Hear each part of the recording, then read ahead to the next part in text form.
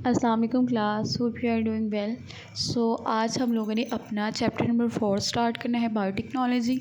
तो third chapter को अभी हम थोड़ी देर के लिए वाइंड अप करते हैं, इसको हम क्लास में डिस्कस करेंगे, ठीक हो गया।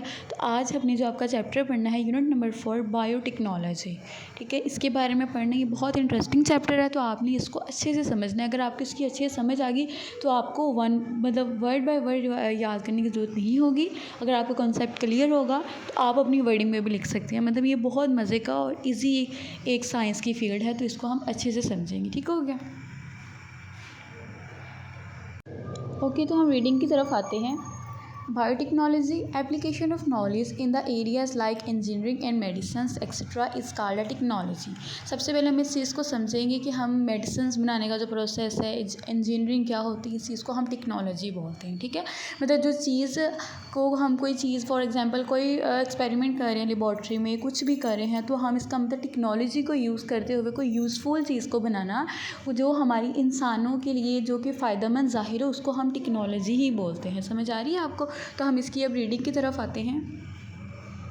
फ़र्स्ट ऑफ़ ऑल अगर हम बायोटेक्नोलॉजी वर्ड को अगर देखें तो सबसे पहले बायोटेक्नोलॉजी में आ रहा है बायो, जो हम सब जानते हैं। बायो का मीन होता है लाइफ, ज़िंदगी। टेक्नोलॉजी का मतलब होता है कि काम, किसी चीज़ को कार लेकर आना। Definition using of living things in technology, कि हमने लिविंग थिंग्स जो है ना, मतलब कि कोई भी लिविंग थिंग्स हो सकती हैं, उसमें प्लांट्स हो गया, एनिमल्स हो गए, डिफरेंट माइक्रो ऑर्गेनिजम्स को हमने यूज़ में लाकर कोई ऐसी प्रोडक्ट, कोई ऐसी चीज़ बनानी है जो कि सबके लिए यूज़फुल हो। फॉर एग्जाम्पल के तौर पर माइक्रो ऑर्गेनिज्म को हम यूज़ करते हैं, are used in making bread, yoghurt, cheese. इन चीज़ों को ये हमारी इंसानों के यूज़फुल की ये चीज़ें हैं, तो हम माइक्रो ऑर्गेनिज्म से ये चीज़ें बनाते हैं, और ये प्रोसेस क्या कहलाएगा, बायोटेक्नोलॉजी। उसके बाद इसके सेकंड एग्जांपल में आता है जेनेटिक इंजीनियरिंग। जेनेटिक इंजीनियरिंग ना एक ऐसी टेक्निक है जिसमें हमने ना फॉर एग्जांपल हमने कोई एनिमल है, उसको हमने रिप्रोड्यूस करवाना है, तो हमने अपनी पसंद, हम चाहते हैं कि भाई वो इस तरह का हो, वो इस तरह का हो, तो हमारी ये बहुत ज़्यादा एडवांस लेवल की टेक्निक होती है। तो उसमें क्या होता है कि हमने उसमें अपनी मर्ज़ी की, हमने उसमें करैक्टर्स डालने हो, या हम चाहते हैं कि ये वाला ऑर्गेनिज़म हमें बहुत अच्छा लगा, इसकी ये करैक्टरिस्टिक है, तो हमने क्या करना है, उसका जीन पकड़ना है, दूसरे जीन के अंदर इंसर्ट कर देना है, ठीक है। तो जो हमने क्या करना है कि डोनर ऑर्गेनिज़म्स एक होता है और एक एक्सेप्टर। डोनर का मतलब होता है देने वाला, जिससे हमने एक जीन लिया है, हम उनसे इम्प्रेस हुए, हमने कहा जी हमने सेम इसी तरह का एक स्पीशी बनाना है। सेकंड, वो जो एक्सेप्ट कर रहा है उसको हम एक्सेप्टर ऑर्गेनिज्म बोलेंगे, ठीक है। तो ये ओवरऑल ओवरव्यू था बायोटेक्नोलॉजी का। अब हम इसकी डेफिनेशन की तरफ आते हैं। सेकेंड, आपकी बुक में जेनेटिक इंजीनियरिंग के बारे में लिखा है, gene act as a instruction to make specific substances. कहते हैं जीन एक इंस्ट्रक्शन के तौर पे काम करता है, ठीक है।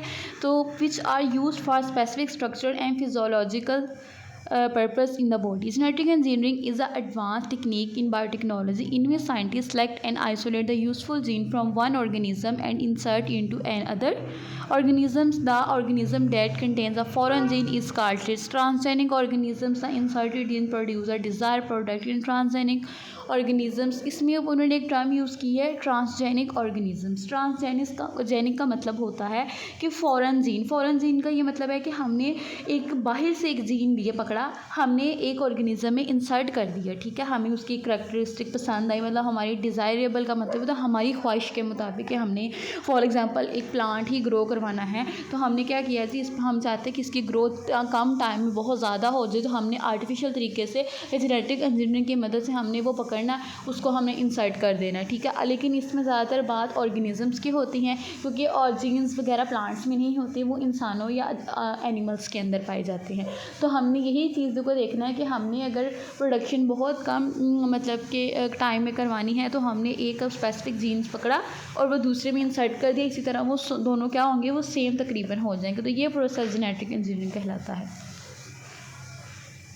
नेक्स्ट ना, जेनेटिक इंजीनियरिंग में एक माइक्रो ऑर्गेनिज्म बैक्टीरिया बहुत ज़्यादा यूज़ होता है। Importance of bacteria in genetic engineering, ठीक है, क्योंकि ये बहुत ज़्यादा सिंपल होता है। इसमें ना इसको इजीली क्या लैब में इसका एक्सपेरिमेंट किया जा सकता है, इसीलिए इसको ज़्यादातर हाईलाइट किया गया। The scientist use bacterial cell because it is very simple, easy to grow, it does not have any organised nucleus, the chromosome consisting of DNA flows in the cytoplasm. अब DNA क्या होता है, सबसे पहले DNA को समझे।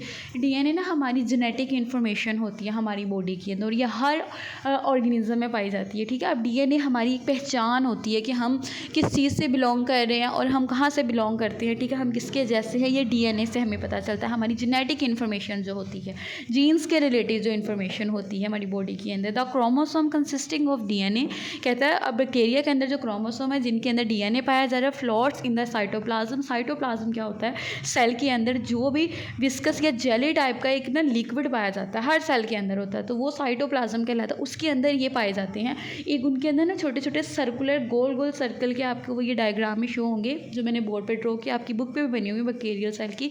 तो उनमें छोटे छोटे सर्कल्स है जिसको प्लाज्मिड्स का नाम दिया गया। Are also present in the cytoplasm, ये साइटोप्लाज्म के अंदर पाए जाते हैं।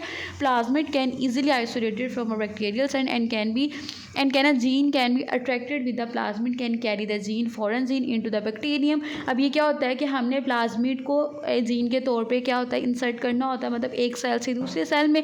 सो in this way plasmid act as a carrier of gene foreign gene. तो इसमें क्या जो प्लाज्मिड होता है एक फॉरेन जीन के तौर पे काम करता है।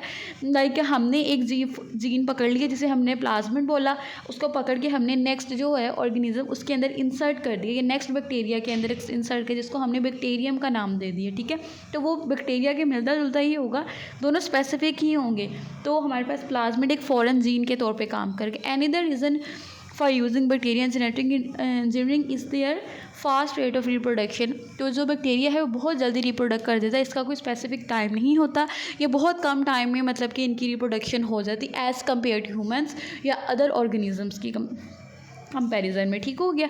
तो यही आज का हमारा लेक्चर था, हमने एक रीडिंग किया, आपने इसको कॉन्सेप्ट आपको अच्छे से समझ आना चाहिए, ठीक है। तो आप सब बच्चों ने इसको अच्छे से रीड आउट करना है अपनी बुक में, समझ आ रही है। और जो मैंने वर्ड्स बोले हैं आप अपनी बुक पे बेशक उसको हाईलाइट करें, उसका मीनिंग लिख लें। Okay, thank you so much, अल्लाह हाफिज़।